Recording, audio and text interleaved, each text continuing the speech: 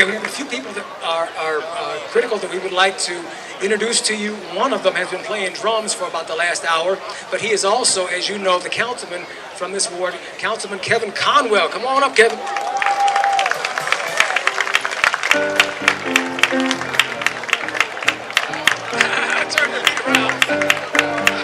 Thank you very, very much. Thank you very, very much.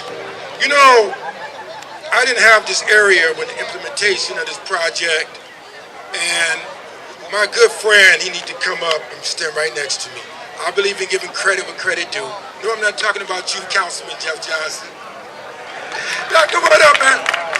He first came when we set the funding straight to give dollars to the African Cultural Gardens. It was through Jeff Johnson. I was the neighboring ward.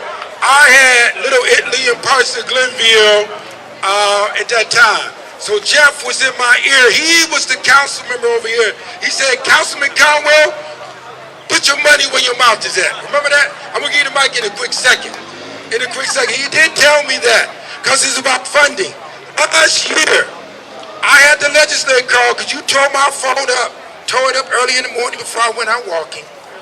And we legislated $174,000 out of the city coffers to this project right here along. You remember that, Angela Woodson? It means a lot to me. You gotta walk it like you talk it or you lose that beat.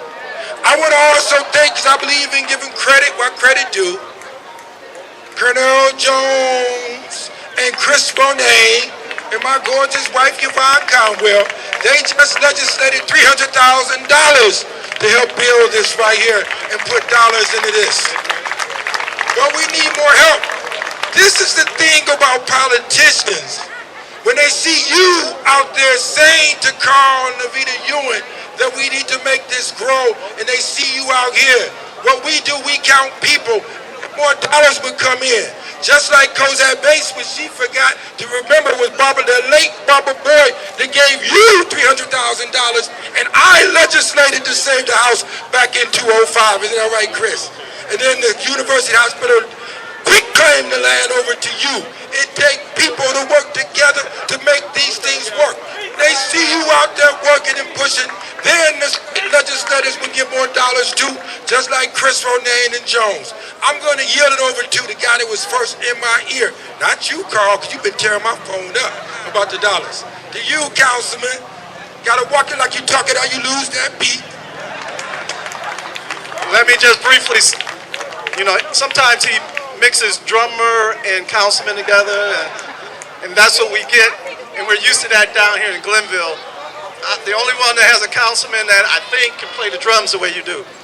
This place right here, I think of Leo Jackson, I do think of Booker Tall, and there's others as well, that they had a vision here, and we're still struggling to finish that vision. But when I was here, we did get together with Mayor Frank Jackson and the bigger staff. If you have not seen the design, you have to see it. It is beautiful. That's why we are so determined to finish it. I think we need $2 million, but we got some money. So we've got 2 more phases. So we're working through it. But please understand that we are determined to transform this area to recognize African American history. And so I just want to thank everyone here who's had us in it, and those who weren't here, who are not here. But it's so important. I live up the hill with many of you folks here. We in Glenville take this personally. And it was very important for us to make this happen. That's why it was important for me to get it done. So please give, please fight. City Hall, we need you to put all 3, the state and the county wants to make sure he passes on the burden. So we need to be able to, and I know that I have our friend now, Chris Ronayne, who's a neighbor from University Circle, so he's committed as well to this. We're going to make this happen. Let's all do it together. God bless you. I want to hear real quick, the Cozad Bates House, you got to visit it. This area was called Hope years and years ago. Catherine, she's telling you, this area is very important to visit it. I see a lot of yellow buses from Willoughby. I see a lot of yellow buses from South Euclid, but I don't see my people there at the Cozad Bates House, located at 11508 Mayfield Road. It is your building. You can go there and see the history of the Great Migration. You come in and celebrate that. Project Hope did is year-round of our people. Thank you and God bless.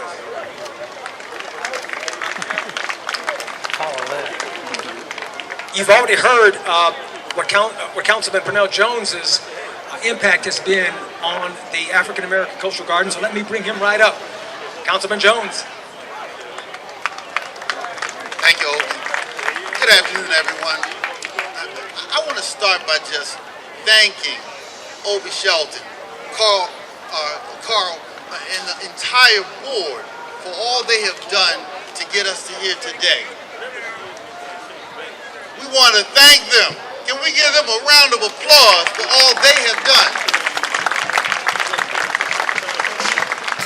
This is truly an important day. Juneteenth is an important holiday that we've learned about from a young age, but now the rest of the country and the world are learning more about it today.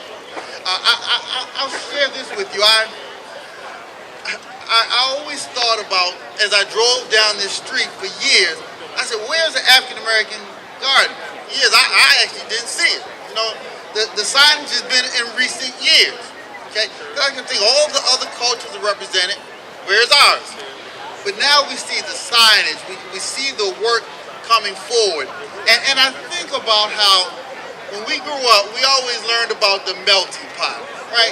All of America's a melting pot. We all melt in, and I kind of thought it's great to be one, but why you got to be melted up and everybody gone and something new, even though it's one? So I kind of got a different idea.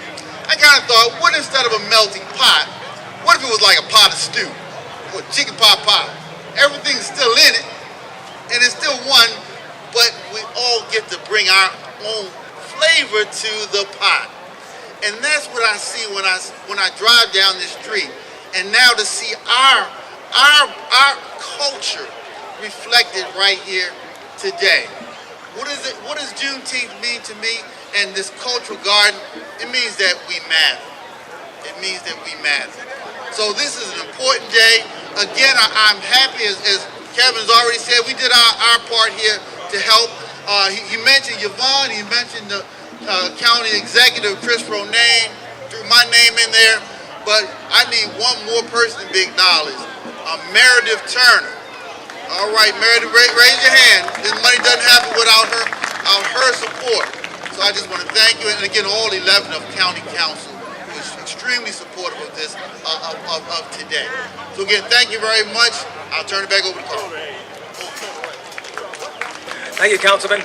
We are honored to have our our county executive, Chris Ronayne. We've known each other down through the years, and it's an honor to be able to introduce you in this capacity, both of us, right, at this time. Chris Ronayne. Thank you, Obi Shelton. Give it up again for Obi. He's always everywhere that matters, and we thank you for your leadership in this community. If he was an MC, he'd be playing on stage as well. He, in addition to Councilman Conwell and Footprints, is a heck of a musician. I want to double down on what my friend and Council President Purnell Jones said also about Meredith Turner. She is always here and always in the places that matter. Thank you, County Councilwoman, and thank you, County Council President, for your partnership. I want to say, Jeff Johnson can attest, since I was here last year with him, this has grown. That's great news, right? This Juneteenth Festival has grown, as it should. And let's grow it all throughout Rockefeller Park to the point where someday, Lori and Weil, I'm going to go out on a limb, that we have to close the streets down because we can walk the entire park because Juneteenth is huge. How about it? All right, well, I miss you guys geographically. I'm working downtown now, but not far away. I do need to give my best to my Old Wade Oval Wednesdays shout out. And it's simply to find out where you're coming from. So how many of you here today are from Cuyahoga County? All right, thank you, Cuyahoga County residents. How many within Cuyahoga County are here from the city of Cleveland itself? All right, city of Cleveland, thank you. And how many are coming from other counties inside the state? Anybody else? Thank you. And is anybody here today from out of state? We always welcome those who are here. Well, we'll get, hey, we got two right here. Yeah, that's right. Welcome back to Ohio and Northeast Ohio, Cuyahoga County and the CLE. I want to just say a couple of things about the gardens and then just quickly about Juneteenth. One, on the gardens, it has taken advocacy, and nobody has advocated more for this garden, the African American Cultural Garden, than Carl Ewing. I want to thank you, Carl, for what you've done over the years, just trying to move this ball along, and Dan Bickerstaff's amazing first phase contribution to Councilman Conwell's challenge. We got to get it done. And Councilman, you've been an amazing advocate along with Councilwoman Yvonne Conwell. Listen, first things first, to Purnell's point, I remember the same experience. There was no sign, there was no flag. We worked together to get the sign and the flag up in the garden to make sure everybody knows we are here, right? We did it together. That was the first phase. Then the first phase came with Dan's incredible work. But we got work to do so that this garden flows down to where we stand right here today. And we will get her done. Won't we, Cleveland? We will get her done. Well, I want to say to our partners also at Cleveland Restoration Society, who helped additionally with Restore Cleveland Hope and Councilman Conwell, these are kind of like wonderful dual hubs. You've got the African American Cultural Gardens, and you have the great historic Cosette Bates House and University Circle. CRS helped us make things happen, and they're still helping us make things happen. I want to say, you cannot say enough about Joan Southgate and her advocacy. She literally walked 519 miles to point out the journey. And wherever you are, I hope you're listening, Joan. If you're not here, she's somewhere nearby because she lives in the neighborhood. Thank you, Joan Southgate. So visit our historic Cosette Bates House and as you visit the Culture Gardens.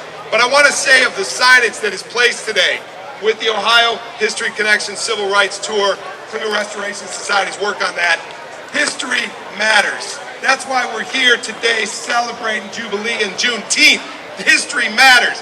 The history of this community, the African American experience in this community matters. So that sign that will be unveiled today talks about our history. And we stand on the shoulders of those who came before us. As I see Betty Pinckney, my good friend out here today, to you and Arnold, to the two of you, we stand on your shoulders. I see earlier today I was with Mary Forbes. My friend Ronnie Cannon and I just happened to run into Mary. We stand on George and Mary's shoulders. They are those who helped us get further to where we are. And the Stokes brothers, we stand on their shoulders. Well, our historical markers of Civil Rights Tour will not just be here in the gardens as they should be, but it will also be up on East 105th, Reverend Hilton Smith at Greater Abyssinia Church. And it'll be in many of our churches where Dr. King spoke. Dr. King, who spoke right at the top of the hill here in the Rockefeller Park Gardens, but also along the street that ultimately bore his name. History matters. And as Meredith Turner and I were talking, we cannot talk about history makers without talking about Stephanie Tubbs Jones. Thank you, Congresswoman, for your leadership, for being the trailblazer that you are. All of those persons who came before us, we stand on your shoulders of leadership, big, broad shoulders of leadership.